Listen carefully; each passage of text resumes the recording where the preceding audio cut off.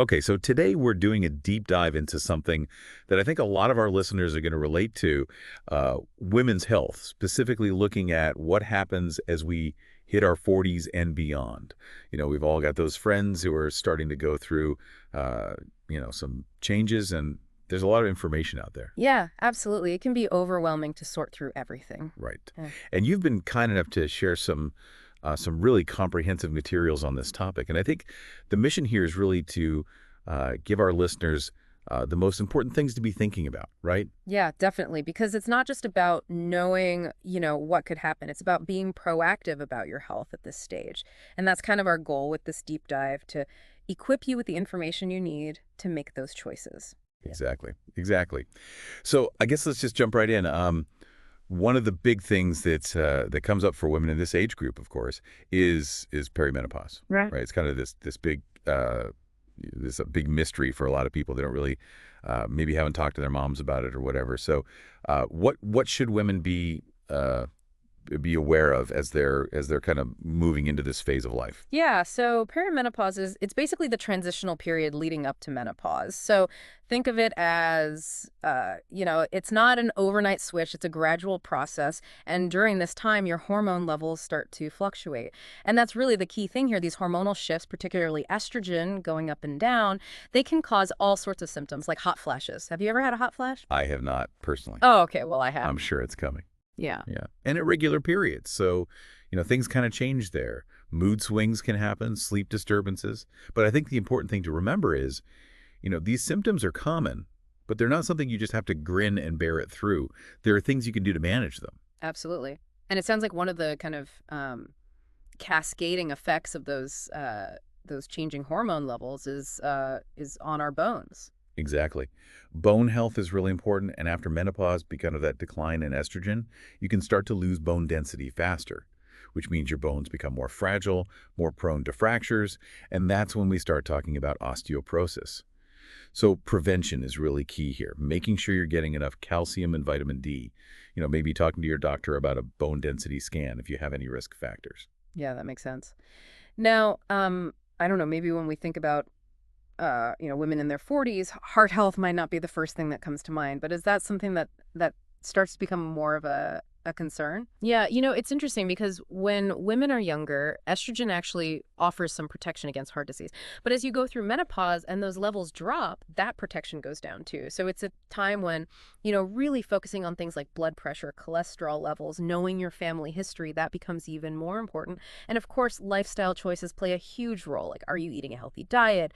Are you exercising regularly? All of that makes a difference. Absolutely. And of course, we can't talk about women's health in this age group without talking about cancer awareness, especially breast cancer. Absolutely. And, the risk of breast cancer does increase with age, so it's something we screen for very carefully. Regular mammograms are key, starting at age 40. And just as important is being familiar with your own body, doing those self-exams. And if you notice any changes, talk to your doctor right away, because the earlier we catch things, the better the outcomes are. Yeah, absolutely. Early detection is key. Now, a lot of women also notice changes in their weight and metabolism around this time.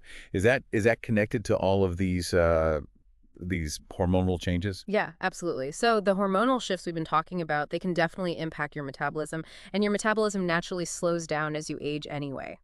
So that combination can make it easier to gain weight, and it's not just about how you look. It's about, weight gain can increase the risk of other health problems like type 2 diabetes, heart disease, and some types of cancer. So it's all connected. Right.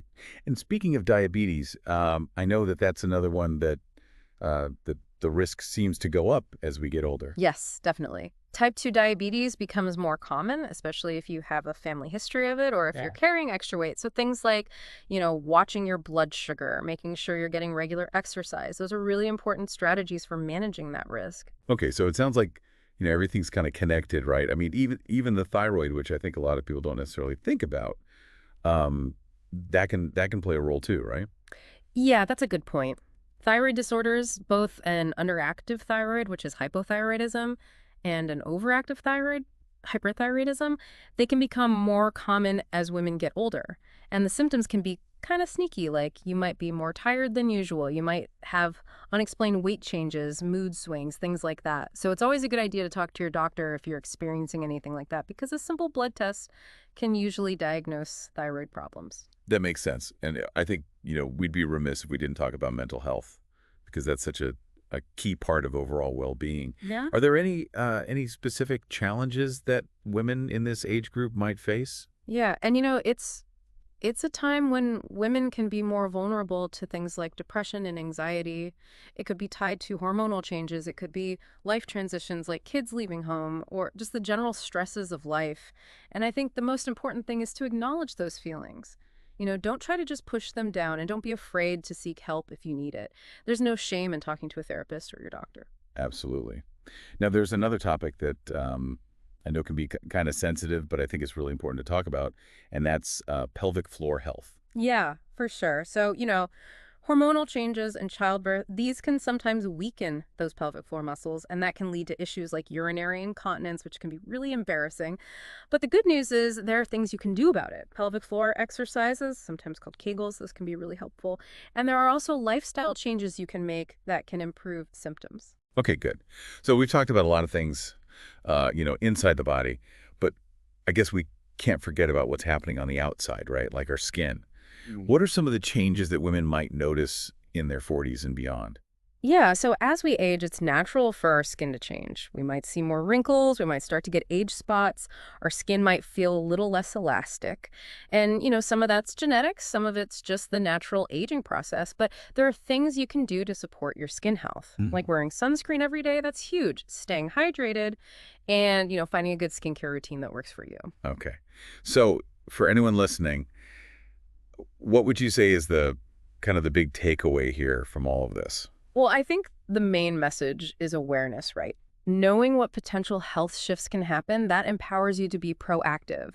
Regular checkups with your doctor are really important in this stage of life. They can help you catch things early, manage any concerns, and just overall feel your best. That's a great point. And so, as you're listening to this and thinking about all of these different areas, what's one thing that stands out to you as something you want to maybe learn more about or talk to your doctor about? Because that, just that one little step can make a huge difference.